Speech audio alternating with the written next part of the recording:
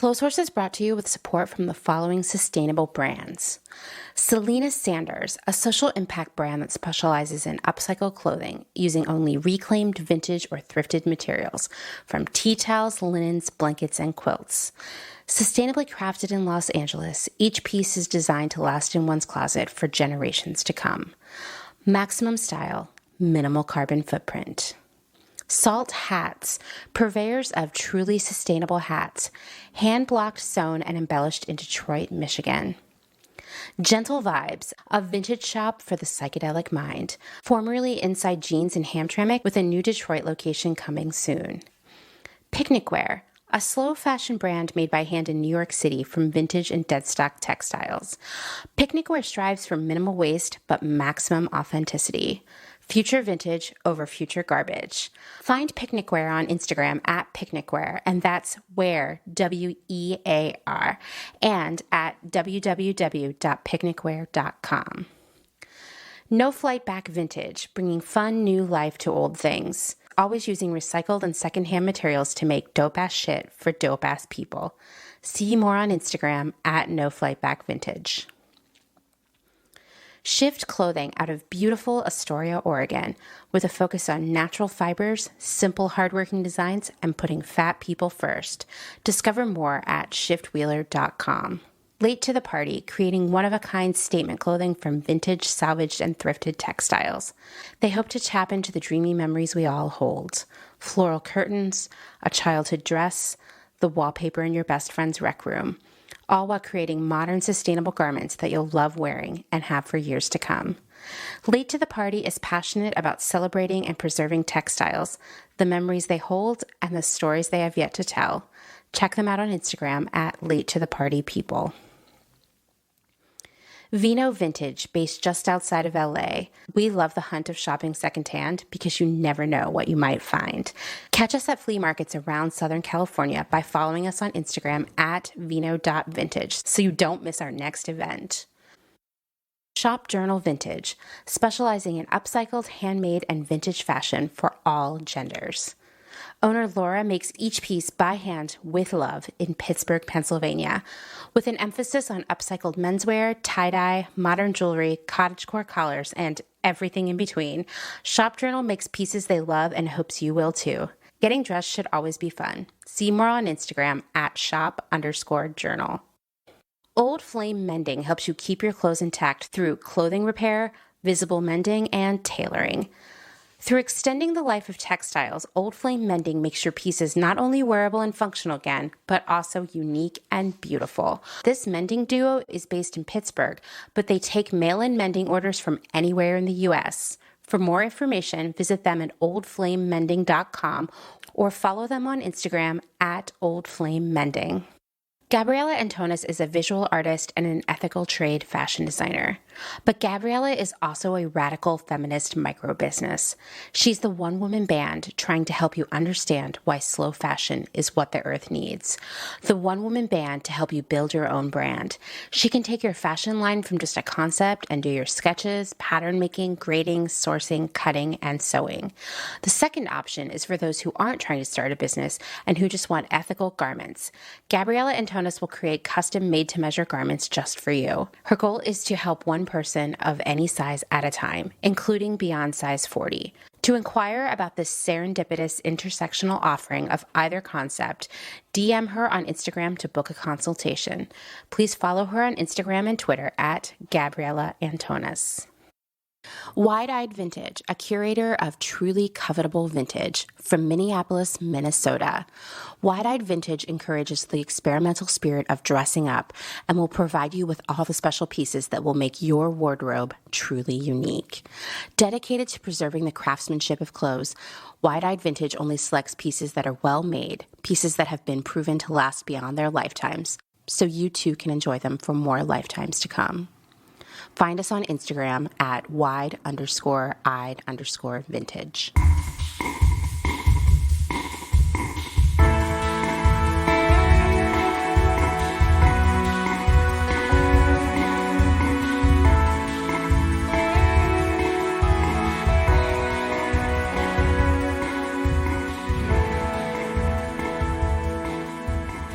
Welcome to Clotheshorse, the podcast that spends a lot of time thinking about trash.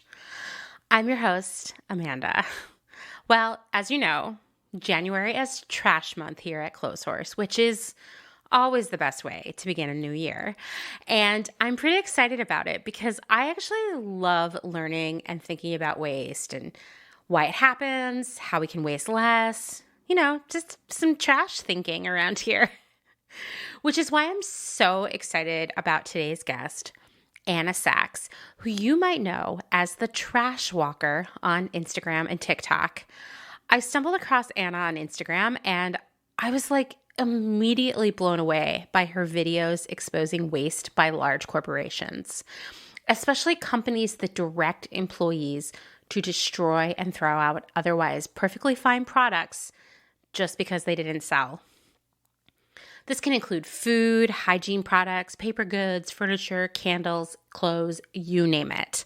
And to be clear, this is a very common practice. Ask anyone who's worked retail, they have some stories for you. But despite it being so common, it's really kept extremely hush-hush. So you might not even know about it. And we're talking some really egregious waste. Anna will give some examples in this episode, and you should definitely start following her on Instagram and TikTok so you can see more, because it's going to change the way you think about a lot of retailers and brands that you probably shop right now. I'll share links to find her on social media in the show notes. Don't worry, you don't have to memorize it right now. Today's episode will be the first half of our conversation, with the second half coming on Sunday. A few people have reached out recently to ask me why I don't offer merchandise like tees and tote bags. I'm sure if you're a podcast maniac like me, you have heard a lot of other podcasts offering these kinds of things. Even the other day, this is what kind of triggered me to put this in this episode. Dustin mentioned that he saw someone on Instagram wearing a tee from one of my favorite podcasts. I won't say the name here only because I don't want them to feel bad. That's how much I love this podcast. Most of this podcast gear comes from places like Podswag and TeePublic. Those names definitely sound familiar to you if you listen to as many podcasts as I do. These companies are print on demand, and that means they print the garment when the customer buys it. So they just kind of have the blanks on shelves there. They pull the tee, they pull the tote, whatever it is that you ordered, and they send it to the direct-to-garment printer. I'm not going to go into too much detail about that here because I have an episode coming up in a few weeks with a graphic tee expert that will explain all of this a lot more. But essentially, the podcasters don't actually have to do anything but design the graphics. And then Podswag or TeePublic, they print it and ship it all. Then the podcasters get a cut of the sale, which can be, to be honest, a great source of income for podcasters, especially if you're the kind of podcast that doesn't do commercials. I don't feel right doing this for Clotheshorse because I don't have any insight into the supply chains of these companies. And I'm assuming, based on my experience and my knowledge of how that industry works, that the tees are printed on off-the-shelf blanks, that's what we call them, that are probably made under unethical conditions. You know I can't sell you something when I don't know how much each worker was paid. I mean, just thinking about that makes me really upset. That doesn't mean that I'm trying to disparage podcasts that do sell that merch, because once again, I understand why they do it. Podcasting is a lot more work than you think it's going to be before you start a podcast of your own. And, you want to get paid for your time, right? This selling the swag, if you will, is one way to get there. Now, could I, Amanda, host of Clotheshorse, develop a line of totally unethical tees and merch that you would totally want to buy? Of course. I mean, that's what I've been doing for my whole career. And in fact, in most of my roles, graphic tees have been one of my categories. But it didn't feel right for me then, and it definitely doesn't feel right for me right now. I also just don't know if you need a Clotheshorse tee, to be honest. I understand how It's great to show the world the things that you believe in and support, and it can help you meet other like-minded people. So I get that. I mean, that's why we wear band tees, right? I wear tons of band tees. I have a whole rolling rack of them practically upstairs. But if there was a way I could ethically make merch that you would promise to wear and treasure for a long time, and it would be fully recyclable, like closed loop, and you could even send it back to me when you're done with it, and then I could turn it into something else, well, then I would do it. I think. I don't know. You know what I mean? I have thought about this in a lot of different ways, and I know that I don't want to do it with any of these direct-to-garment printer people because there's too much unknowing, and the quality of the product probably isn't going to be that great, so it's not going to last you for a long time. But then again, if I could make something better, I don't know if I want to do that either. I guess I'm interested in hearing your thoughts here. I mean, maybe you even have a suggestion here. Or I would also just love to hear what you think about, podcast merchandise, yay or nay. Also, podcast merchandise is such an awkward and unappealing phrase. But yeah, share your thoughts with me because I would love to know, do you have any swag from other podcasts? Additionally, Clotheshorse doesn't have commercials outside of the Pegasus Patreon shoutouts, and it's for a very similar reason. I could only in good faith accept ad money from brands that were doing everything the right way, or at least trying their hardest to get there, and there are companies out there like that I totally believe in and support myself. But so far, none of those brands have reached out to me yet. I just don't think Clotheshorse is big enough yet, but maybe someday. Until then, if I want to make a living off of Clotheshorse, I have to rely on Patreon and Venmo donations. That's just how it is. And I know that this is a plausible path because my favorite podcast, okay, I'll just tell you, my favorite podcast is called You're Wrong About. And it's what really inspired me to start Clotheshorse. And honestly, I dream of being on their show where I debunk some sort of fashion or greenwashing thing. That would be a dream come true for me. They have thousands of patrons, so they're actually making a living off their podcast. They've been around longer than Clotheshorse, but they make me feel like I can get there if I keep working. If you would like to support Clotheshorse via Patreon, you can find out more at patreon.com/clothehorsepodcast. I'll include that link in the show notes. If Patreon is not your thing, you can also Venmo me at crystal_visions. In fact, today I had a lovely conversation with Anne-Marie Beam via Instagram, and she is now officially a Clotheshorse supporter via Venmo. So thank you so much, Anne-Marie. Of course, it goes without saying, but I'm going to say it anyway. There are so many other ways that are super impactful that you can support Clotheshorse without spending a dime, like leaving a rating and review on Apple Podcasts, or you could share our content, all designed by yours truly, on Instagram, or even just suggest us to your friends and coworkers. I've actually noticed that a lot of you are getting your moms hooked on the show, and that makes me really, really happy. This is just a side note, and it only has to do with mothers and daughters, has nothing to do with podcasting. But it makes me think of when Dustin and I took the Hello Kitty Shinkansen, that's the bullet train from Osaka. By the way, I planned that itinerary for months, and the first thing I did after going through customs at the airport was go get our tickets. That was one of the reasons we were taking this trip. Anyway, the thing that really just touched me so much was that the train was filled with grown women and their mothers and Dustin.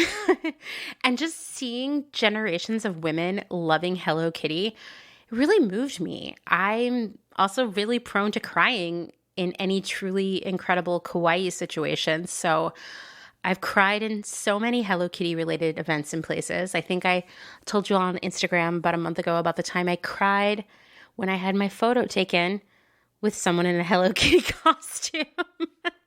It's like I knew it wasn't Hello Kitty, but it just felt like such a big moment. We were in Japan. Anyway, I digress. I'm glad to have you here listening to me twice a week. I mean, I still can't believe that you listen to me talk that much as the kid who was always told that I talk too much. I've been trying to be more quiet for decades. So thank you for listening. It means so much to me. Okay, well, moving on.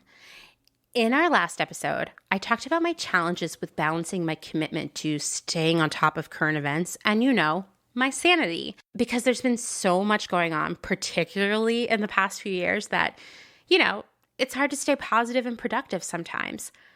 Our friend and previous guest, you know her, you love her, Gabriela Antonis, she called with some thoughts about it. Hi, Amanda and listeners. It's Gabriela Antonis.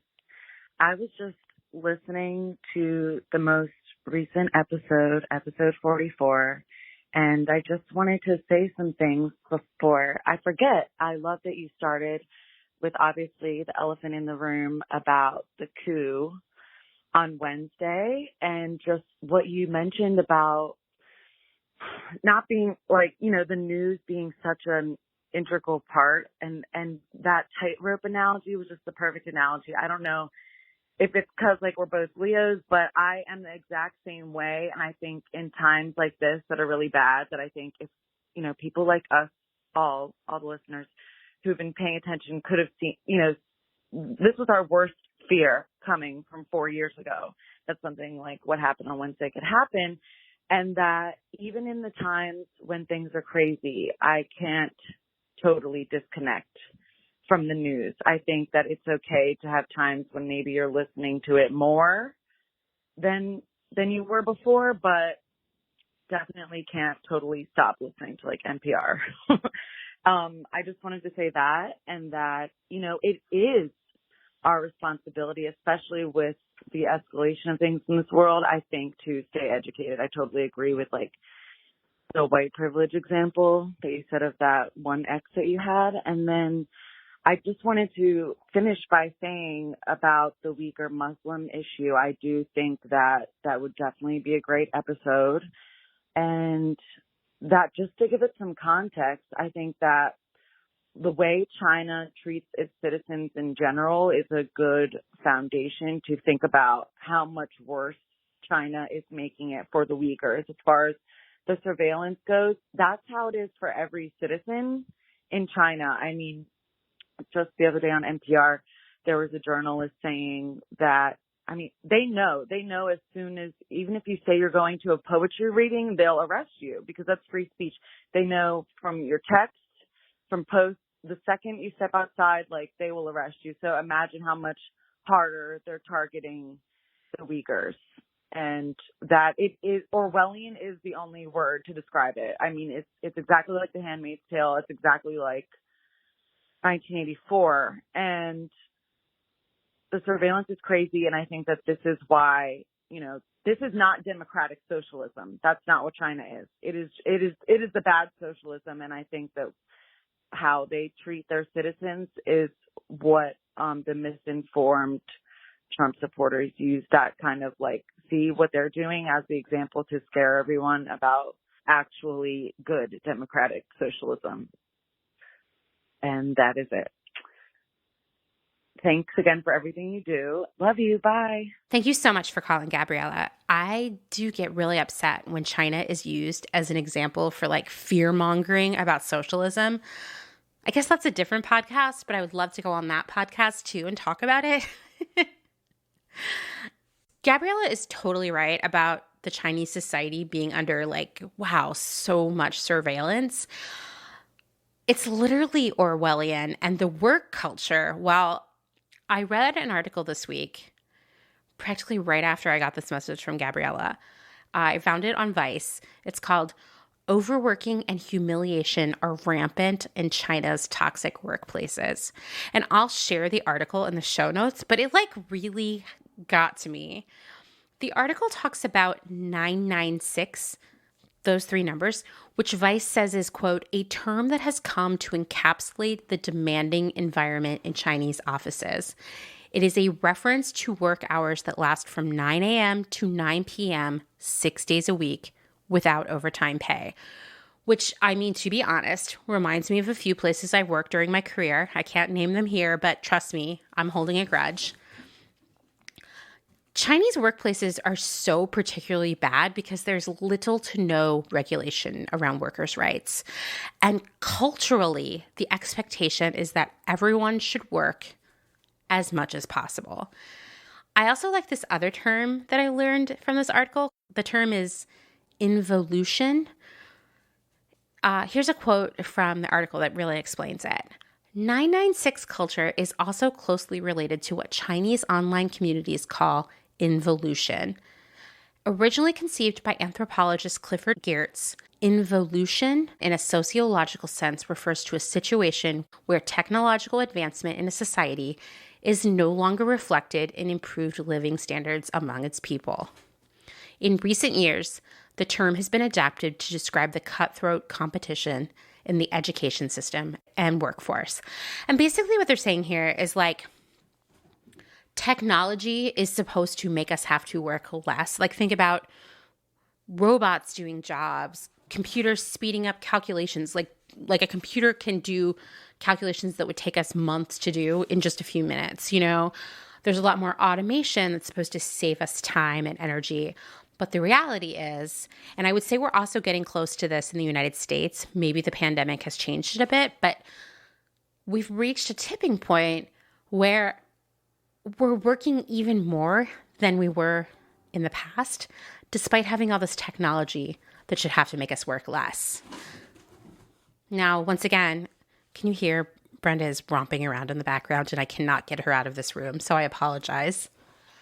Once again, I do think that here in the United States, the pandemic may have changed the way we work. I don't know. That might be wishful thinking, but I think now that everyone has been working home, well, everyone who can work from home, who has a job, has been working from home for getting close to a year now. I think employers are starting to see that, one, we don't need to come into an office and kind of be held hostage there all day, every day. And two, employees are seeing that maybe they don't need to put in 9, 10, 11 hours a day to get their work done, that perhaps being in the office was making them less efficient. So we'll see what happens there. Anyway, another aspect of these Chinese work environments, which I found fascinating, is the use of humiliation, like public humiliation as a disciplinary tool for workers who are not meeting supervisors' expectations. For example, and this is also from the article, quote, male employees who failed to meet performance standards reportedly had to dance around the office in black pantyhose. One employee who refused to participate was fired.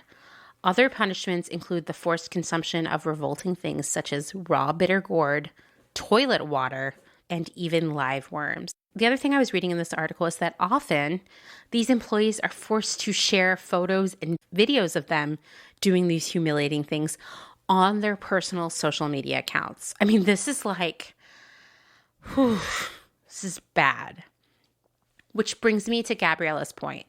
If it's this bad for the average Chinese worker, just the average Chinese worker, how bad is it for the Uyghurs who are imprisoned and forced to work? I'm working on an episode about the Uyghurs and other forced labor within the fashion industry. It's very widespread. I think I finally found an expert to talk about it with, so stay tuned. That will be coming soon, realistically probably in about a month. And I swear I'm going to mention the Uyghurs in every single episode because I don't want us to forget about them. And I want more people to know about it. So tell your friends. This is something that we cannot continue to sweep under the rug. One more thing from Gabriela's call, just totally in a different direction. It really resonated with me when she said, we never guessed 4 years ago that everything that has happened since then, well, was going to happen, because I don't think any of us could have pictured all of that. And it made me think of the day after the election in 2016, which was unfortunately also just a few weeks after I got married to Justin. You know what? I'm really looking forward to being married to Justin during a different presidential administration. I feel like it's going to be really good. The honeymoon period will begin. Anyway, the mood in my office that day was so dark. We were all so sad. We were occasionally crying. And all day long, different fans of the brand, different like really committed customers would stop by just to talk to us about how the election had made them feel, how they were trying to stay hopeful, how important it was for them to have us there as part of their community. And that day I still think about 4 years later regularly. It really ended up being very meaningful for me, because while I left that job thinking it was a toxic environment that I regretted working there, I always thought about that specific day and how important community was. How building a strong, supportive, passionate community meant that we could make changes, we could support one another, we could keep one another going in the midst of all of this. And it's that vision, that experience, that day, and what I learned from it, that belief in the strength and power of community, that's what really motivates me with Clotheshorse. It's why I get so excited when I see friendships forming on the Instagram or in our Facebook group, or when I see one listener wearing something that they bought from another listener. It's just so incredible to me. And someday, hopefully not that long from now, our community won't just be a series of Instagram posts and Facebook threads. We'll actually get to meet one another in real life and hug one another like the long-lost friends we've become. I think that's what keeps me going after nearly a year of isolation, a year of hard work and major anxiety and sleepless nights. It's knowing that we're building a framework for a better future. That makes me so happy and so hopeful. If you, yes you, have a story you would like to share, a question, a comment, perhaps you need to pause the show right now, mid-episode, to share a thought. Please call the Clotheshorse hotline. The number is 717-925-7417. Okay, one last thing before I jump into my conversation with Anna. I just want to talk about returns a little bit more. We talked about it with Jess in the last 2 episodes, but despite all the conversation about returns, I have more to say. Returns have increased by 95% over the past few years, so that's effectively doubling the amounts of returns, with about $550 billion worth of unwanted items being returned to retailers in 2020. In fact, so that was the estimate that they were having going into the back half of the year. I was reading this week that the returns for the holiday season may push that number far beyond that $550 billion, because there's some speculation based on data from the last quarter of the year that returns may have increased by 75% in that quarter alone. And so then we would look at basically returns tripling when combined with the other increases. As I'm sure you've noticed, more and more retailers have shifted to free returns over the last few years, right? Because for one, it's now become the industry standard. That means customers expect it. And it encourages customers to, let's be really honest here, to overspend with the intent of returning some of the purchase. We've all done it. I'm here to tell you, my name's Amanda McCarty, and I'm a serial returner, and I have been very guilty of this behavior in the past. Retailers are basically banking on the hope that you'll end up keeping it all, even though you didn't plan to, or maybe you'll just be too lazy to do the work to send anything back to them. As we talked about, seriously, like a million years ago, it feels like, but it was really just the summer of 2020 when we talked about e-commerce and how it works. Retailers are obsessed with what we call fulfillment costs. Fulfillment costs are the cost of pulling your order, packing it up, and shipping it to you. These fulfillment costs, well, they're costly. So one way retailers sort of, at least on paper, kind of offset those fulfillment costs is to encourage you to spend more money in your order. So they do things like create a free shipping threshold. We all know this one. Like all orders over $100 ship for free. Or they do a kind of promo called buy more, save more. Like take 10% off orders over 50, but take 20% off orders over 150 and take 30% off orders over 250. You've seen this before, and I'm not going to lie. I'm practically a pioneer of that promo, and I have rolled it out at various jobs because you know what? From the buyer perspective, I've seen a lot of success with it. I mean, just in a purely OMG, I can't believe how high sales are today kind of way, right? Not sitting there thinking about the repercussions of it, but seeing like, oh my gosh, like we are going to beat our sales plan because of this buy more, save more promo. But the dark side of that you're not thinking about when you're a buyer, that you're definitely not thinking about when you're a customer, is that people buy a lot more stuff than they need. And then they return a lot of it. I mean, hopefully, right? For the customer's sake, they're not buying all this stuff and then being stuck with it. Once again, retailers are gambling that you won't return it, that you'll just buy more, save more. And then you'll be like, it's too much work to return this.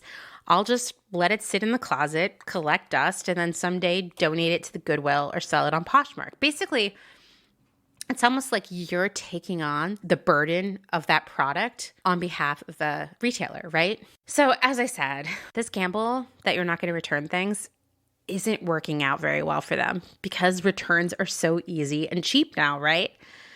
Retailers lose about 1/3 of their revenue, and revenue means like their total sales each year on returns.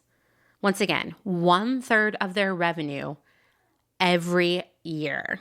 And as Jess and I discussed, retailers are not investing the time and money in improving these, what we call reverse logistics, specifically when we talk about returns, because returns are expensive. They've got to pay to ship your return back to them. They have to pay someone to unpack it. They have to pay someone to inspect the garment to make sure it's in good shape, or it doesn't have to be a garment. It could be anything else that you return. They have to make sure, is it resellable? Okay, if it is, then let's repackage it in new, unripped, untouched packaging, relabel it, put it back in inventory in the system, then pass it off to someone else to put away in this enormous warehouse, right? It's a lot of people touching it. It's a lot of hours spent making it happen. This is expensive. And while I have read about companies trying to sell solutions to make these reverse logistics a lot faster, retailers are sort of opting to focus on the logistics of getting stuff to you. They want to make sure that orders can get to you as fast and seamlessly as possible. And so they've spent a lot of money and time there. Let me tell you, they're not caring about what comes back. So instead, they just opt to damage out the returns, to sell them off to jobbers, or even, and this is something that is really picking up momentum. I read multiple articles about it this week alone. They're just telling customers to keep the unwanted product for themselves while issuing a refund. So this pushes the burden of that unwanted thing onto the customer. And this is getting more and more popular with like all kinds of retailers. Like, yes, Target, yes, Walmart, yes, Amazon, but also Chewy, and many other retailers out there. I had Ulta send me a completely wrong order and they were just like, oh, just keep it. And it was all kinds of really weird stuff that I had to get rid of on our neighborhood Buy Nothing group. That was some work, you know what I mean? But you're asking yourself, doesn't the retailer lose money by just giving away stuff? And I would say yes, they are. But I think that illustrates for you the difference between the egregious cost of these reverse logistics, paying someone to put it away, versus the extremely low cost of what they sold you. It kind of makes you think a lot more about the value of the things they're selling us, right? Right now, at least 10% of all returns are incinerated or landfilled. But as you know, as we talked about in the last episode, this number is probably significantly higher because retailers aren't required to publicly share this info. And it's definitely veiled in a lot of secrecy because this is not a good story for customers to hear. I can't say this enough. I said it on Instagram this week. I'm going to say it again. Free returns are not free, period. Customers and workers pay for free returns. When a company is losing 1/3 of their revenue on returns, you can be extremely certain that they are making up for that by making a higher profit margin on each thing that they sell. So what does that mean? You know, especially in this day and age when retailers realize they cannot increase the retail prices that we, the customers, see and pay. That means they have to decrease the cost to make it. And so this goes back to the classic story that we've been revisiting time and time again here at Clotheshorse, all the way back even in episode 1. This means lower quality fabrics, cheaper trims, less details, less fitting, so it kind of doesn't fit that well, right? And most importantly, lower wages for all the workers involved in making, shipping, and selling those products. This means that garment workers are being paid even less. This means that retail workers don't get full-time hours because they don't want to pay to cover the cost of benefits, which they would have to if they were full-time. This means the same thing for warehouse workers being kept just under that threshold of full-time because it's too expensive to pay benefits when you're doing all these free returns. It's really dark to think about, but that is ultimately what's happening at the end of the day on the balance sheet for all of these companies. I'm always saying to you, it's cheap because someone didn't get paid. Well, let's add another one there. Returns are free because someone didn't get paid. Now, in a situation where you're paying a return fee, or sometimes called a restocking fee by the brand, your return should be returned to inventory for someone else to buy. That $8, $10, $12 that you're paying in this restocking fee should be enough to cover all of the labor associated with processing returns. However, here today in 2021, I trust no one. So I don't think it hurts for you to ask the retailer themselves what's happening with your return. I mean, they'll tell you, right? So what can you do to minimize the amount of stuff you're returning that you bought online? Well, number one, of course, is mitigating your returns. So that means don't overshop, don't impulsively shop, don't fall for the buy more, save more promo or the free shipping threshold.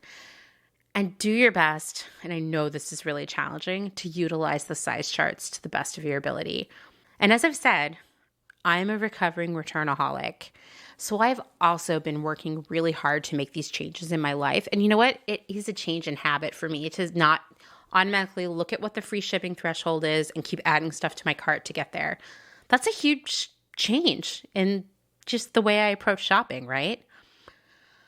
I also just want to remind you, as I'm reminding you all the time now, tweet, email, leave Instagram comments, all of those things, asking retailers what they're doing to reduce their return waste, and ask them what happens to my returns. I think right now they don't think most of us care about that, so we need to let them know that we do care. Okay, so we've been talking about online returns, but what about store returns? I mean, that seems like it would be a lot easier way to return stuff to inventory, right? They can just go put it back on the store shelf and then other customers could buy it.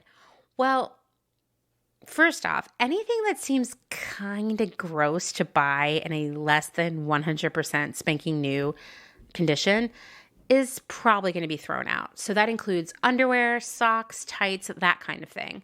But also beauty and grooming products. So think like shampoos, cosmetics, deodorant.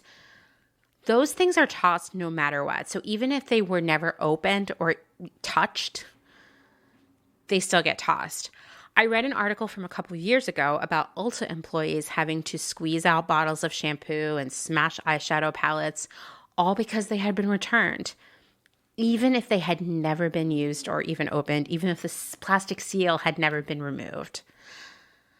Well, I guess that's a great segue into my conversation with Anna, so let's get going.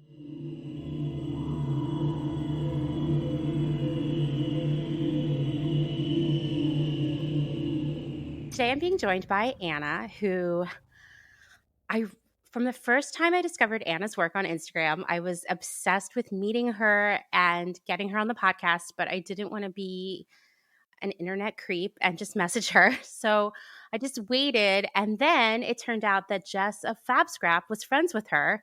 and she made the introduction. So I feel really lucky today. Anna, do you want to introduce yourself and, why I Sure. wanted to meet you so badly? Sure. Also, always feel free to be a quote unquote internet creep because you're not actually being an internet creep, and it's always flattering. I'm Anna, and on social media, I go by the Trash Walker. And basically, I go through corporate and residential waste, and I'm trying to make people think about waste more. A lot of people have tried to create systemic change, and I'm trying to add on to that also so that we don't continue overproducing and filling landfills and incinerators with usable items while at the same time we have intense material poverty throughout the world. So that's what I work on, and I love talking about this topic. This episode is going to be preceded by a series of interviews with Jess from Fab Scrap. Oh, nice. We talked a lot about how, like, we're so distanced from what we throw out Mm-hmm. that we Mm-hmm. don't see the big picture of it ever. And I was telling her how during the summer when we were still living in Philadelphia, there were a lot of issues with sanitation. They were just really short staffed because of the pandemic. And so sometimes our trash and recycling wouldn't be picked up for weeks at a time. And that was when you really started to see how much we were all consuming and Yeah. not even fully consuming. And I told her, our recycling was so extreme because we were just blazing through cans of off-brand LaCroix. And I was like, this is gross. Like we have to change. And so we got a soda stream, like That's it awesome. was great to be confronted with our waste. And so I feel like that's why people are, I mean, when they see your videos, it kind of hits, it's a gut punch where you're like, whoa, Yeah. that really happens. So how did you get started looking at everyone's trash? Well, two things just about the waste. One is that I mean, it needs to be picked up very frequently because it's a public health issue. So it's not healthy, obviously, when it piles up on the street, and having the consistent pickup of sanitation has led to decreased spread of diseases, and especially Mhm. when it was mismanaged before. But the flip side of that is exactly what you're saying, where you don't realize actually how much you're consuming and how much waste, even if it's being recycled, even if it's a metal can, how much you're contributing. And so I think it's both necessary, but then at the same time, the frequent pickup makes it be like out of sight, out of mind. And I think that a lot of people are disconnected from even knowing where it goes. So most of Manhattan, it's sent to a Covanta incinerator in Newark, New Jersey, where it's located in a low income, predominantly people of color neighborhood. Newark is, I mean, you have Newark Airport, you have wastewater treatment facilities, incinerators, a lot of heavy machinery there and industry there. And at the same time, you have people working and living there, and schools and children. And I think they're known at, there's like the Ironbound community, and they've done really great advocacy and pushed for New Jersey to pass, I think it's the first in the nation, this environmental justice law that was passed last year. So we'll see how that goes into effect. But it's the idea that it's not, that it's picked up and then you don't know what happens to it. I think people need to know actually what happens to it and be like, it's going to our neighbors and it's negatively impacting their health. I think people need to be aware of that full, from the beginning to end, the ways in which our consumption impacts other people. Right, right. And I mean, one thing I have noticed, because I do love looking at people's trash, not like through it, but at it, is that yes, of course, there's food waste and, the waste from like our regular use of things like paper towels and whatnot.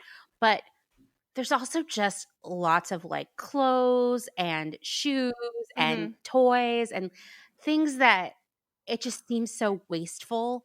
Well, and it's just not the right Yeah. choice to just put it outside on the curb, but that's happening every day. Yeah. Well, 6% of New York City's waste stream, residential waste stream, consists of textiles. So textiles also includes like sheets or curtains, which is Mhm. a lot.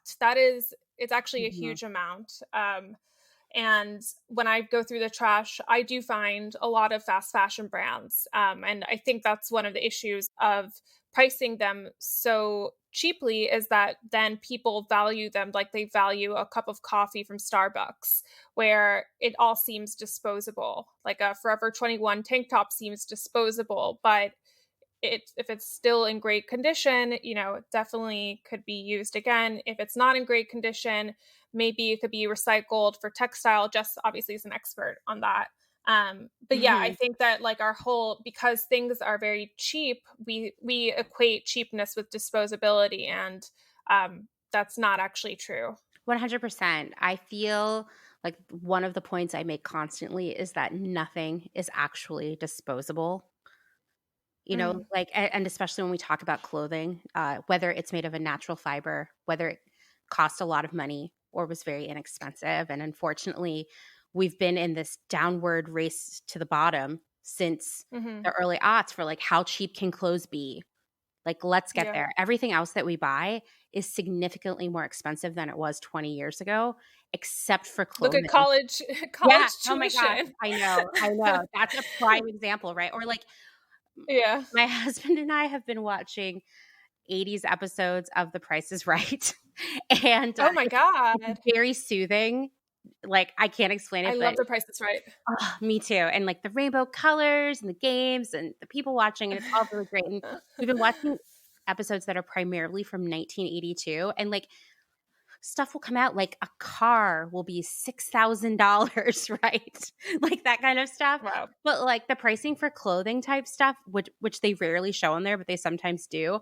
The clothes that we can buy now are cheaper than the clothes from that era. And that tells you something. When I don't 100% know the price of a new car, but I would guess it would be close to $30,000 today. I mean, it's like I've never bought a new car, so but I have a vague idea of it. And I think that alone shows you how this industry has kind of pushed clothing into this like psychologically disposable area that is incredibly problematic. I mean, that's primarily what my podcast is about, but So how did you get into trash? Like, has this been a lifelong passion? Were you little, like walking around getting into the trash, or like what started this? I've always had an aversion to waste, and I think that's very common for people though. But I loved thrifting, and since middle school, since I was like 12 years old, and I grew up in New York City, and there was also one instance in high school where my friend and I were walking on the Upper East Side. We actually were going to consignment stores, so I was, all about vintage and secondhand. And on the sidewalk was this trunk full of clothing, and it was incredible vintage clothing that I still wear all the time. And we brought it back and divided it up, and that was always like just a highlight of finding this amazing. It's such good vintage clothing, and finding it on the street for free, and it was thrilling. And then after college, I did a number of things for my career, and I was working at an investment bank and feeling like I needed a change and feeling burned out. Just the industry is very difficult. When you're working as a corporate blank, if you're working for a corporate, like as a corporate lawyer, a corporate investment banker, just in that type of environment, you're on call, and it's not like you're on call to save a person's life. You're on call to get a document out. You're on call for like calls and emails and that sort of thing. And it took a personal toll on me where I was. And again, it's not about the specific place. It's about the wider industry where I couldn't really make plans on a weeknight because who knows what would come up. And so I started out making plans, and then eventually I learned I needed just to not make plans ever because it would lead to like canceling them. And like if I bought if I bought concert tickets, it's like, well, too bad if something comes up. So it was just like, it's a tough industry. And so I wanted something different. And I spent a weekend it's called Isabella Friedman Jewish Retreat Center. And I learned about this program called Adamah, which means earth or ground in Hebrew. That's where the word Adam actually comes from. So like the first man is supposed to come from the ground. Which we also like, we're missing that connection nowadays. Definitely. But so I went to Adamah, and it's like a 3-month intensive farming and composting and intentional community and Judaic learning. But also I went to Jewish day school, and this was a different type of Judaism where it was more connected to the agricultural aspects of Judaism and the nature-based aspects of Judaism, like emphasizing that Adam from Adamah connection. Mm-hmm. And then when I Mm-hmm. returned to the city, the trash that we had piled up stood out to me. And I think it's definitely the fact that I hated waste, that I had this experience with thrifting and with finding stuff before in the curb, on the curb in the trash, and walking around. It was just shocking, thinking like, what is all of this that we're throwing out, especially when on the farm we produced very little waste. We composted, and we fed also all of the chicken scraps to heritage chickens. So like modern chickens can't really digest regular food, and heritage chickens can. Mm-hmm. So we would feed them, eat their eggs, compost their eggshells, and then the finished compost spread on the farm, and then use that to grow more food. So we wouldn't rely at all on synthetic fertilizer, which is very resource intensive to produce and problematic because it leads to like agricultural runoff, because it's an unstable Mm-hmm. molecule. But anyways, so yeah, it was me returning to the city, walking around with like these new eyes, thinking about what are we throwing out, and investigating a little bit more, and noticing all of the usable things that we're tossing. And so I used to just like walk around the neighborhood and collect things. And then eventually I realized, well, I need a cart for this. So I began pushing a cart. And then when my family asked me, like, where are you going? I'd be like, I'm going on a trash walk, because like, that's what, I don't know. I didn't know what else to describe it. It's like, I'm going to look through the trash and like walk around in my neighborhood. And then the final thing was that I was trying to transition my career, and I had come back from the farm. I had a really confusing resume. I was working part-time as a Hebrew educator after school, and having trouble getting somewhere. I was volunteering. I was trying to do different things. And so I began posting more of what I was doing on social media as a way to give me credibility, because it was very hard. My options at that point were like, do I want to go to grad school? And no, I didn't want to go to grad school. I thought, I don't love school, and I don't, yeah. No, me neither. I love learning, but I don't love school, you know? Yeah, exactly. Like, I don't love the read 100 page this week and write a 3 page summary. Like, that's to me, like, I have huge issues with that.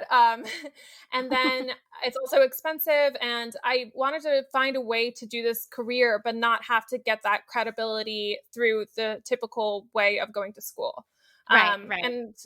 And so posting on social media was a way in which to do that. Yeah, and then I soon after that was hired by Think Zero, which is a waste reduction and diversion consulting firm. And Mm-hmm. I've been doing trash walker stuff for 3 years now, documenting it on social media, and then working at Think Zero. So this has kind of been my obsession. That's an incredible story. And that, like, you know what stuck out to me most actually is Mm, that you were like wanted a career in waste yeah. and you took this different path to it, which I mean, I could do a whole episode on just about all the shortcomings of higher education, in Mhm. my opinion, just Mhm. in my opinion. And I think you just proved everything I think about it right there. So thank Oh, you. thanks. And also the thing is, like, I didn't know exactly what I wanted to do, but I knew I wanted to do something related to composting. Because that's what I Hmm. really fell in love with when I was at Adama. This cycle of, it really is a cycle of death and rebirth, and it's so natural and ancient, and it makes a lot of Hmm. sense to return nutrients to the earth. And so that's what I wanted to do, and that's what I still work on.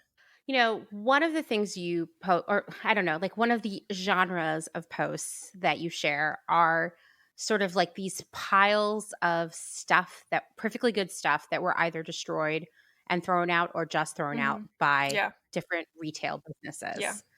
I think that this shocks people, that they don't know that this is happening, because, it's kind of a top secret. Mhm. How did you start coming across those piles of stuff? Yeah. Well, in New York City, most places don't have a private compactor or a dumpster. So most stores just place it on the curb so it's accessible. So it Mhm. just made it easy, really. And walking by, I started out with residential waste, but then when I was doing my trash walks, I would also come across corporate waste. And then I started to notice patterns in corporate waste. And then um, when I was thinking, I mean, I think we need to change on many different levels. And one of them is on the corporate systemic level, not just the Mhm. Mhm. individual residential level. And it was shocking. One of the first things that I found several years ago was wrapping paper from Hanukkah that had been slashed through, bags of it outside of a CVS. And I was just like, this is messed up that, first of all, as a Jewish person, someone is producing all this in the name of like my religion, and then they're Mhm. destroying it with like a box cutter to make sure no one can use it. And it just, Ugh. it's so messed up. Um and it just like whenever I see that type of waste related to Jewish holidays, I'm like, you don't understand. We have a holiday for the trees. We have like we literally celebrate the trees' birthdays every single year in Judaism. And the fact that you're Mhm. taking like wrapping paper made out of paper and trees and then slashing it, and it's like it's antithetical actually to the religion. Um Yeah. so I was noticing it again and again and again. And with that, I emailed the CEO. I started a change.org petition. I spoke with their regional manager at CVS. Um, I tried getting media around it. And I'm still basically, it's been, I think, 2 years since that happened. And the change.org petition has performed really well. It has over 400,000 signatures. And CVS did say soon after that they were going to change things and donate, but there isn't rhyme or reason about what they donate and what they don't donate. Like this past week, I found socks and multiple pairs of socks in their trash. Brand new. They were a Oh, little dirty. so Yeah. that's so upsetting. Yeah. And if I'm finding socks, unopened tampons, pads, toothpaste, then something is wrong clearly with their donation programs, because those are just basic essential items that a lot of shelters could benefit from. Yeah. That's so crazy. We did an episode a long time ago, like this was pretty early in Clotheshorse, about how businesses like big retailers like CVS or any clothing store you can think of get into all this like excess inventory. And one Mhm. thing we talked about is donation is possible, but it's kind of like they don't want to spend the manpower money to make it happen. That's what it really comes down to, that like they'd have to pay someone to sort it out. They'd have to pay someone to set up the relationship, just all of those things that are actually in the grand scheme of things, not that much money for, especially for CVS. Yeah, I just want to say with CVS, Larry Merlo, the CEO, makes over $20 million a year. So, as a corporation, I'm not targeting a mom and pop operation. I'm targeting the Right. largest pharmacy chain in the US. So, they have the money, they have the resources. If they want to be a leader in this, they can and they should. They have this mission or this public image they like to uphold of doing good. And I just don't understand how they can say that and then actually not care in these very physical ways. Not to say that they don't do good, they do good in other ways, but this is a clear gap in that goodness helping community strategy that they're trying to achieve. Agreed, agreed. And like once again, yes, they might have to hire someone to manage that donation process on a corporate level, Yeah. and maybe their store staff would have to put an extra hour into sorting it all out and packaging it up or dropping it off or whatever, but ultimately it would be such a drop in the bucket for Yeah. them.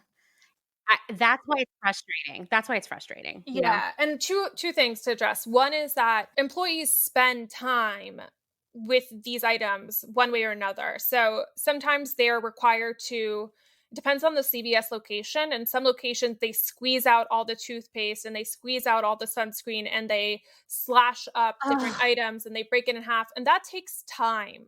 That's an it does. employee spending maybe an hour, sometimes depending on the scale of the waste, doing that. So they are spending employees' time one way or another.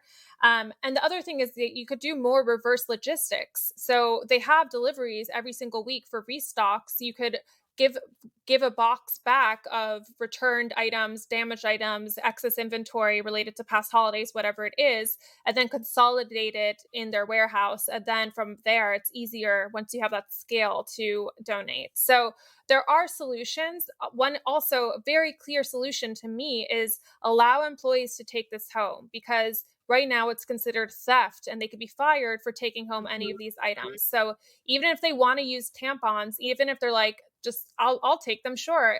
No, that's theft and they could be fired for that. There's a big disparity in the amount that Larry Merlo, the CEO, $20 million a year is being paid, and the average employee of CVS who's making minimum wage, which is $7 and like 25 cents, something like that. I forget what it is exactly. But, as an added perk, if someone is working full time and making 20 something $1,000 a year, why not let them have these items that they could really use? Just like let them have it. And then there isn't that reverse logistics that you need to worry about. And it could be a perk. I think that's a really good point. So, one thing I wanted to say about CVS is the Brookings Institute did a study into how some of the biggest retail chains in the United States were paying hazard pay during the Mm, pandemic. And CVS came in at the bottom. I think the wow. only brand that was worse than them was Walgreens. And it was under 20 cents that they were giving. I mean, think about someone working in a drugstore.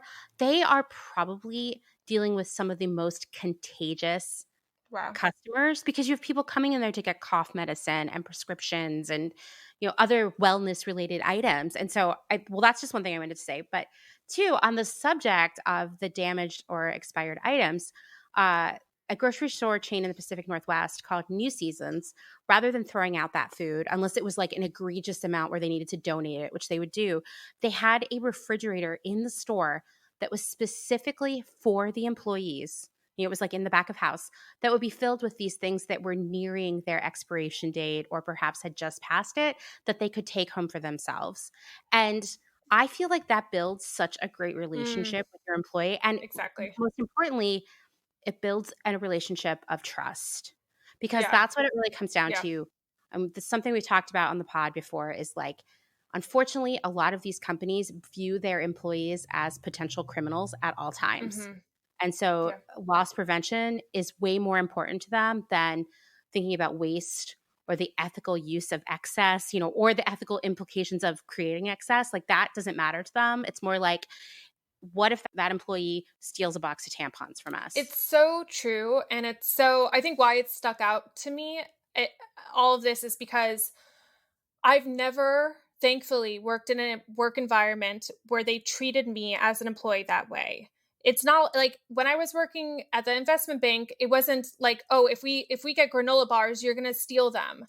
Yeah, Like it's crazy. there Yeah. and for CVS or for any other employer, I think it's important to value your employees, and it's so demoralizing. I consistently, what I've heard is like, I hate it. It's the worst part of my job. It's why I quit.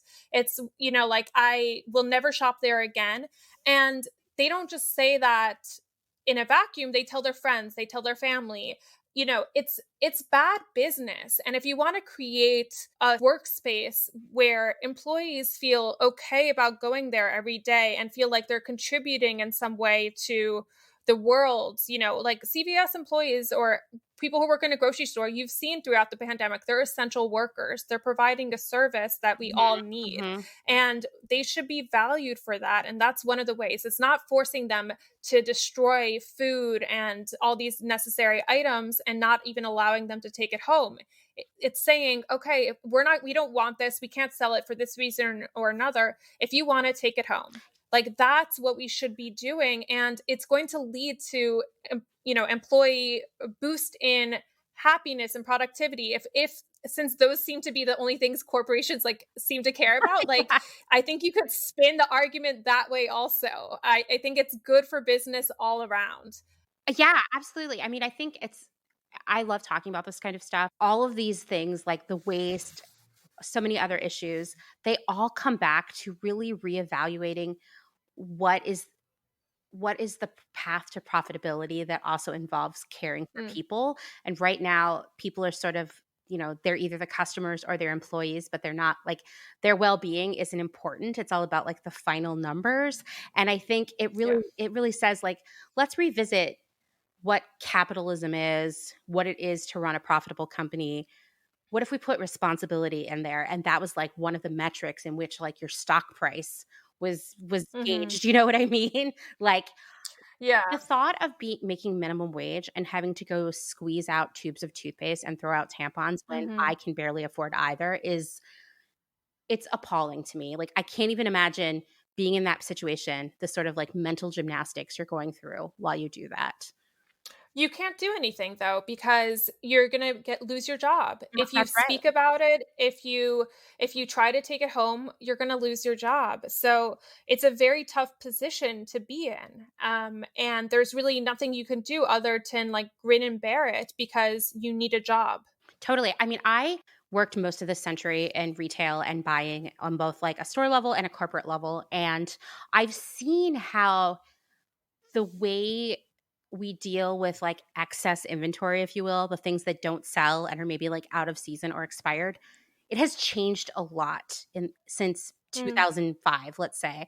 For one, we didn't have that much extra stuff back then. Like, I remember the store that I was working in at that time, we might every couple months have generated an entire box of stuff that needed to be donated. It just wasn't that much stuff. And the guy who worked in our receiving part of the store would just call this charity that would come and pick it up when they had it. And it was very like the store team managed it. It was no big deal. It was very streamlined. We weren't wasting anything. Everything got donated, that kind of stuff.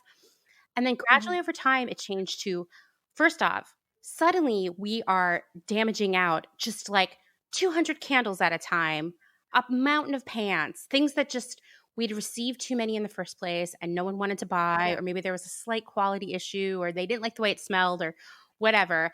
And we were no longer allowed to donate it. Now, at that point, we were boxing it all up unless it was too fragile and shipping it back to the warehouse for the whole company, like the distribution center, where they would ostensibly donate or sell it off to someone else. Like, I remember a lot of our stuff would go to like Marshall's or Gabriel Brothers or that kind of place, right?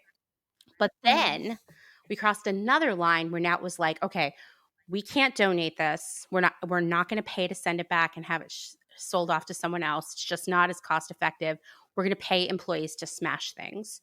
Like, literally, we're going to send safety goggles and hammers to every store so that they can safely smash glassware. And I remember a coworker of mine getting fired for taking 2 candles out of the dumpster and taking them home. It's just like, what? They had no value to you. Yeah. But they don't want you to have it. And I know, yeah, if I can't have it, no one can have it. But totally. The fact that like they sent you safety goggles and hammers to destroy candles is like, that's an insane image. That thinking like I want a movie clip of that, I want that to be somewhere because it's so like, that's the reality for so many, anyone who works at Bath and Body Works. I don't think they have safety goggles though. They staple it into a paper bag and then they throw the paper bag repeatedly onto the floor until they hear the glass break. Yeah, so I don't think they have that. When I posted this video on TikTok called #RetailMadeMe about like things retail made me destroy for people to share, multiple people spoke about workplace injuries related to destruction of usable items. Totally. Because you're dealing with glass, you're dealing with hammers, you're dealing with like these fragments that can come shooting back up, and that's not okay. That like this one person was like, yeah, I got cut and then I had to go get stitches, and then I didn't have health insurance, and like it's not okay that that's our system. Oh my gosh, 100%. I mean, we even at that same store where people were smashing candles and glassware, we would have to destroy furniture which is really difficult, actually, like to go outside in the back by the dumpster with a sledgehammer and smash up a couch is, Yeah. I mean, I have so many problems with that, but it was also like people were constantly getting cuts and scratches. They'd come downstairs and have to get bandaged, and it's so obnoxious. Like when I saw your Awful. videos, I was like, finally someone is talking about this, because Yeah. when you work in the industry, it's like a dirty secret. And it's hidden, and that's the thing, you can't speak up about it because you might lose your job. You probably will, and like with NDAs, with managers finding out, it's intentionally a secret, and it's so widespread. It's a weird secret that's been kept intact, and like I think it was just a matter of time for it to get out in the open. I don't think it's like fully out in the open. I think it needs to get even more out in the open because companies are not changing and we need them to change. And if they're not willing to do it, so many employees talk about, speaking with their managers, and managers are like, yeah, I hate this also. I can't help it.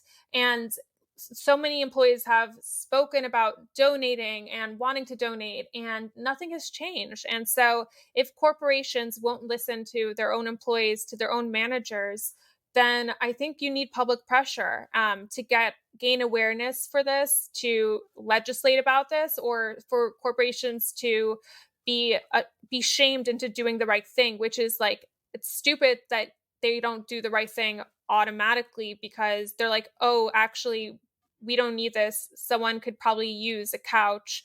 We can donate it to a shelter or whatever. It's ridiculous. There was a video someone submitted about her and her kid living very poorly, not having a lot, sleeping without Mhm. her apartment without furniture, and then coming across a dumpster where there was a couch next to it, and her feeling like, finally, here's a couch. I've been waiting for years for one of these, and it was all slashed up. Ugh. And that's the flip side of the furniture of, yes, like it's damaging to the environment, it's damaging to employees who are forced to take a sledgehammer to it, and it's damaging to the people who could benefit from it. Yeah, yeah, and I also, if like, I mean, in New York, this is less common because mostly you're dealing with trash bags out in the street. But in other cities, in more suburban locations or malls, these stores will have a dumpster behind the store, and these are generally Yeah. locked. And Yeah. straight up, my boss told me it's locked so no one takes anything out of it. It wasn't locked to keep Yeah. animals out or to keep people from getting sick by being exposed to trash. It was there because they didn't want anybody to take any of these products out of it. So I just found out, actually, with Hallmark, American Greeting Papyrus, all those unsold wrapping paper and greeting cards and bags, they slash Ugh. up. But with Hallmark, if they have a compactor where or a dumpster that has a lock, they're not required to slash them first because they view it as secure, so no one can use it. But if they're going to be like accessible to the public, then the employees spend time slashing every single one individually, like ripping it or slashing it with a box cutter. And that's just so great. We're talking about cards and wrapping paper. Yeah. Yeah. It's just so ridiculous. And I mean, it just, people, like, resources and energy and people's Yeah. work went into making all of that. And now it's being destroyed so that no one can ever have it. Yeah. Yeah. A lot of these like higher end brands like Coach or Michael Kors, and honestly, even like Nike, places like that, say that they destroy this unsold product because it's brand damaging. That's the term, to get that product into the hands of, people who aren't their like desirable customer, basically. And I know that's a whole other thing, but It's so elitist. It's so it's so elitist. gross. What should be brand damaging is that you're having your employees slash this stuff and throw it in the Yeah. dumpster. Yeah. That is Yeah. what should be brand damaging. Like, I would Yeah. love to read that about all of these brands. Every time I see one of your posts and you're like, look at all this stuff, I'm like, yeah, fuck yeah. More people need to know because, Oh my like God. I said, Yeah. it's like a dirty secret. That should be brand damaging. Exploiting your Oh, workers should be brand damaging, it's so good. That's so good. Oh my God. Do you mind if I make a TikTok about the brand damaging? Because No, that's so you should. You should. I love okay. that because I feel like that's the term that they always use. It's brand damaging to like Ugh, let people have this bag that we couldn't sell or whatever. And like the thought of slashed leather bags just going to the landfill. I mean, I have so many problems with that. I mean, I have problems with all of this, yeah. but for some reason that one like really gets me because that's like an animal's skin. You know what I mean? It's Hmm, just, hmm. oh, it's so upsetting. It's so upsetting. Yeah. But they could also donate it for charities. Like they could auction it off, I like, know. and then raise money for a charity if they're afraid or if they think it's brand damaging for people who are poor to be using their products, which is really what they're saying. Yeah, that's what they're really saying, right? Yeah. They don't want poor people to carry a Coach bag, I guess. It's totally Yeah. right. I know Yeah. there's some sort of partnership going on between Target and Goodwill because every time I go to a Goodwill, there's a lot of Mhm. brand new Target stuff there, and I am like, "That's pretty cool actually," because some of the Yeah. are not accessible to people, like, Target's too expensive. So Target, from what I've heard, is that they sell it to Goodwill. So which is Ah. an interesting business model. Not necessarily, maybe they donate some of it, but a lot of it is sold. Target actually, from what I've heard, they still have not to, they still destroy a lot of usable things, but they overall do a better job than like some of the other big retailers. Yeah, yeah, I mean, I'd love to see them do it with everything, but I Yeah. do like that Target's not sitting around saying, "It would be really brand damaging for our stuff to be at the Goodwill." A Hmm. little bit less elitist, Yeah. I guess, but that is really what we're talking about when we talk about things being brand damaging, not being in the hands of the aspirational customer. That also means poor people. It's just so It's just super gross. The whole thing is gross, and it should all be brand damaging. Yeah, it's just all it's I mean, it's hatred of poor people, which is ridiculous. It's the total shaming of it's just it's gross. The fact that poor people are not viewed in some ways as people. Like Yeah, as worthy of carrying a Coach bag. I Like it's know. disgusting. It's so It's disgusting. disgusting. And that almost brings us back full circle to talking about how retailers don't trust their employees. So they're like, no, rather than you take home this thing that we can't sell anyway that is useful, please destroy it and put it in the dumpster. Because if Yeah. we give you one thing, you might be tempted to steal something. I don't understand what the line is there. It's like some really faulty class Yeah. logic that is like, if you're poor, That you're a thief. you'll exactly. You'll intentionally damage something. That's what they're concerned about. Ugh, But like and I think that the thing is any system is can be subject to abuse. right. So any system, that doesn't mean you don't implement the system. That means that you put checks to that system. So there are video cameras everywhere and they already threaten people. Someone shared a story about her leaving pizzas. They were going to be thrown out and instead putting them in like the Target employee shared fridge where any Target employee could have it. And then being like, the cameras, something like the cameras are watching, that the shrink control, that the loss prevention unit are watching and they're concerned or something like that. And so she had to stop because she didn't want to lose her job. But it's not as if that doesn't happen. So it's not really an excuse. They are watching employees. They do have algorithms where they can check the data and see if like consistently, if it's this employee or this product or whatever, like if a person is abusing the system and intentionally damaging things so that they could take it home, they can find out. And that's not reason enough for them to not implement a system that would be beneficial. Totally. I totally agree. It's just like what I think as someone who is a major player in the retail industry needs to make that a regular practice and more people will follow. Someone needs to Yeah. be like the front runner in like, hey, waste is gross and my employees are human beings. Look what we're going to do. that's unfortunately how it works. Like someone needs to put their neck out there and make the change. Or this is the better situation because it will happen a lot faster. We need to pass laws that make Mhm. all of this waste and just general shittiness unacceptable. The law process, I think, is gonna. I mean, who knows? But it seems like it takes that whole process does seem to take time. Yeah, yeah. So I think in the meantime, like what I am asking, and I'm very upfront that it's risky and that it's not everyone should do this by any means, but like if people are able to share their story, if people are able to videotape the things that they're forced to discard or to slash, and then discard, um, I I would be happy to share that anonymously or credit it if a person wants credit. But I think that it's so visual and people don't understand. It's hard to get a sense of the scale of the waste. If you think about every single Dunkin' Donuts store in the US, Mhm.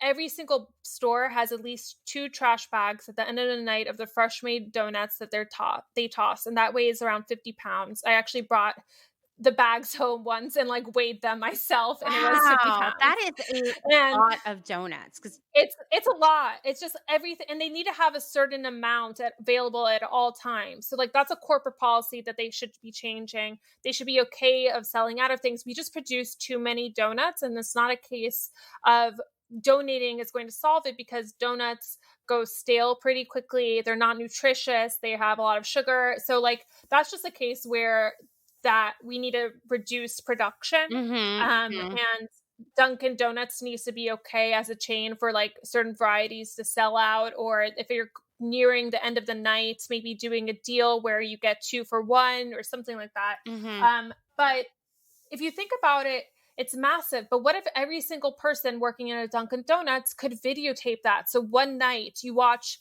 like over and over and over again the donuts being tossed into the trash, and then you see the scale of the problem. And then you realize like this is wrong. Something is wrong here, and something needs to change. I think it's very visceral. Like when you see the images, when you hear the stories, I think it's hard not to feel that this is wrong. Yeah, yeah, and I think it's great for people to sort of be confronted with like an image of these like 50-pound bags of donuts being thrown out. I mean, I think you don't fully understand it until you see it play out. And I think that's why the video version of it is so genius because it becomes real for everyone. It's not just like Yeah. words, like it's not just you and I saying there are 10,000 Dunkin' Donuts and they each throw out 50 donuts. That doesn't, or 50 pounds of donuts, Yeah. that doesn't mean much to people. So if people have videos for you, where should they send them? You could DM me on Instagram at the Trash Walker. One thing I get asked a lot is like, what if Thank I want to do this stuff? What do I do? I always recommend like puncture-proof gloves, Kevlar gloves, typically. Protect your hands, hand sanitizer, Yeah, good idea. Good idea. and there are things that you could use like a grabber. Like you could even do a snake grabber if you're going to a dumpster and you want to like reach in and grab a bag. So you could get one of those things. Um, so that's just like a tip if you wanted to get into like going through trash. Our country and our world would be better if everyone played an active role in their community. And I think actually, like being an active community member in the way that I've been over the last several years has made me happier to feel more connected, especially in New York City through my Buy Nothing group on Facebook. I recommend everyone join a Buy Nothing group. It's a really great way for meeting people, exchanging goods, and building local community, and getting involved in Mhm. local politics because that's where change also happens. It's not just federal. And that's where change, I don't think people are used to, and I certainly wasn't used to being involved in local politics. I didn't know what district I was in. I didn't know who my district representative was. I don't think I was fully aware until several years ago that each borough of Manhattan had its own borough president. I was just like, the way in which the city functioned was kind of not relevant to me. But I think that if everyone get involved with your community board, with your local council member, ask for donate, don't dump legislation, or if there's other legislation that you want to see passed, because that's really it makes a big difference. And I think in terms of the bang for the buck for your time and energy, that's where it's better spent, more than like I'm all for recycling, of course, continue recycling, but I think that those bigger structural changes are better uses of time and energy than focusing on kind of individual changes. So yeah, getting involved in your community and getting involved in your local government, local community groups, I really recommend for everyone.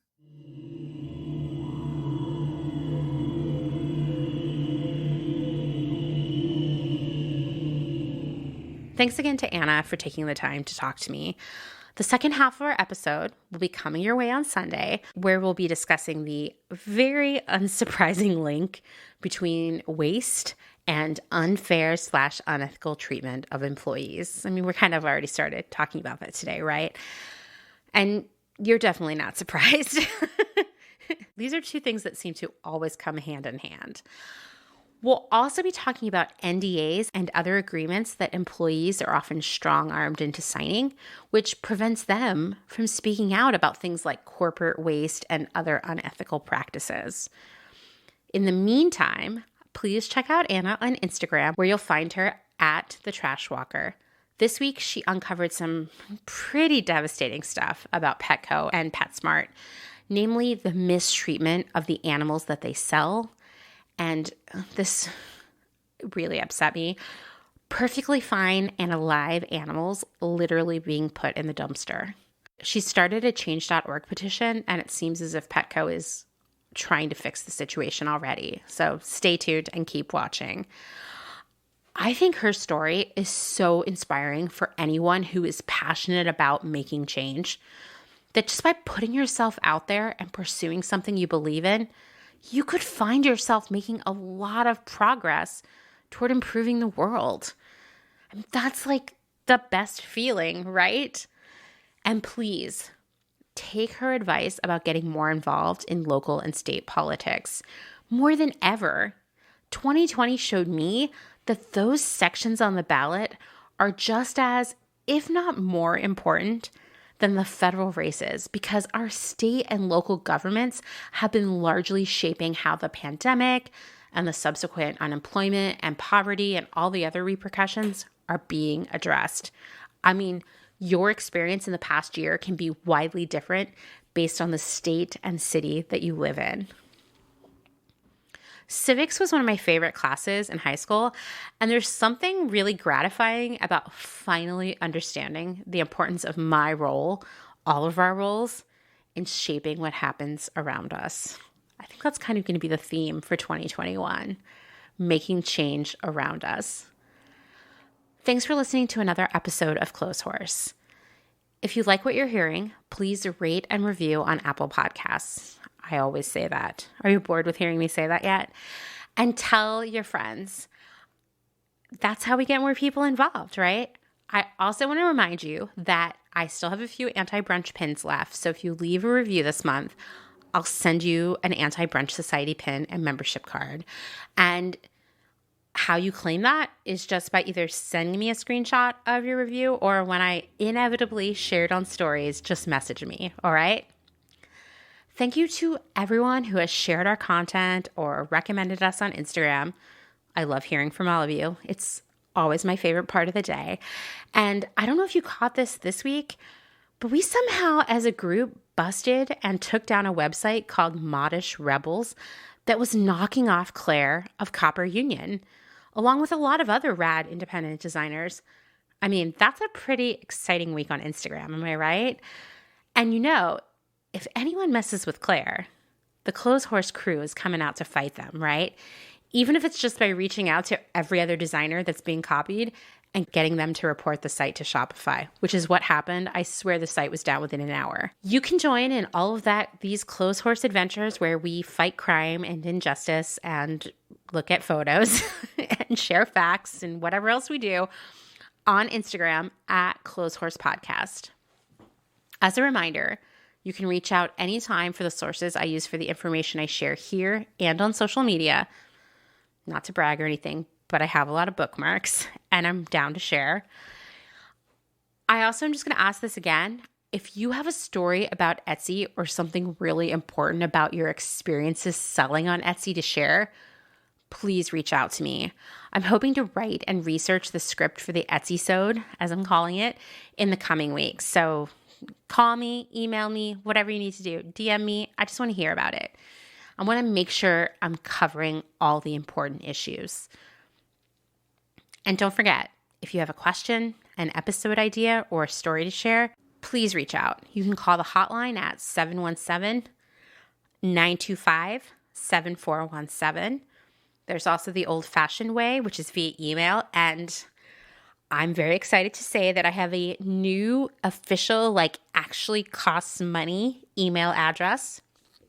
It's amanda@clotheshorse.world. I also this week bought the URL for our forthcoming blog, clotheshorse.world. And we are putting together all of the processes and plans in terms of submissions and project management. I mean, there's a lot of really boring stuff like that involved in projects like this. We're putting all that together, and we will be organizing a Zoom meeting for all interested contributors in about 2 weeks. You'll get an email from us about it. If you haven't reached out yet and you're still interested in contributing, please drop me a line so we can get you an invite to that meeting.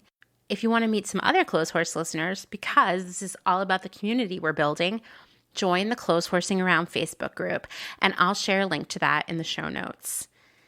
If you like hearing the sound of my voice, and of course you do, right? Please check out my other podcast, The Department, which I co-host with my friend Kim. We talk about the trends that shape our lives. And this week is part 2 of our conversation about Pantone and the colors that defined a generation. You'll get to hear me wax poetic about my undying love for millennial pinks, so you don't want to miss that. And next week, this is kind of like a spoiler alert here, we're going to be starting a series about the early aughts, and oh my goodness, I think we thought at least it was going to be 1, maybe 2 episodes, but I think we already have 5 episodes planned. So get ready to reminisce about Juicy, Paris Hilton, and the dawn of reality television. Thanks, as always, to Justin Travis White for our music and audio support. Bye.